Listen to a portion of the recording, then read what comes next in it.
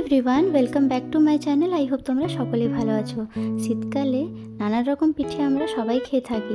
আজকে আমি তোমার সাথে শেয়ার করছি মিষ্টি মিষ্টি ঝাল ঝাল একটা ভাজা পিঠের রেসিপি। এটা খেতে খুবই সুস্বাদু হয়।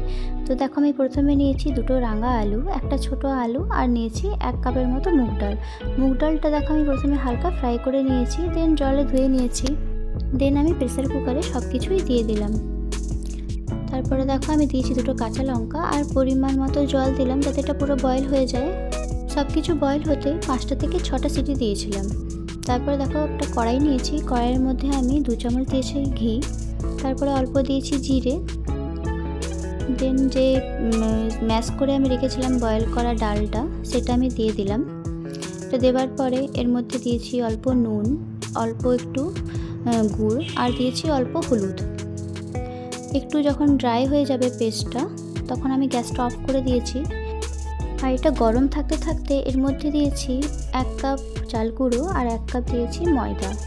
যেরকম আটা মাখা হয় সেভাবে এটাকে একদম নরম করে মেখে নিতে হবে। তারপরে যেরকম পুর ভরে আমি এর মধ্যে দিয়েছিলাম একটু খোয়ার পুর দিয়ে এরকম পিঠের শেপ মতন আমি গড়ে নিয়েছিলাম। তো যারা নতুন দেখছো তারা আমার চ্যানেলটাকে অবশ্যই লাইক, শেয়ার আর সাবস্ক্রাইব করে দিও। তো দেখো আমি এক একটা করে সবগুলো গড়ে নিয়েছিলাম। তারপর সাদা তেলের মধ্যে এগুলোকে হালকা আঁচের মধ্যে ফ্রাই করে নিয়েছিলাম, একটু লাল লাল করে।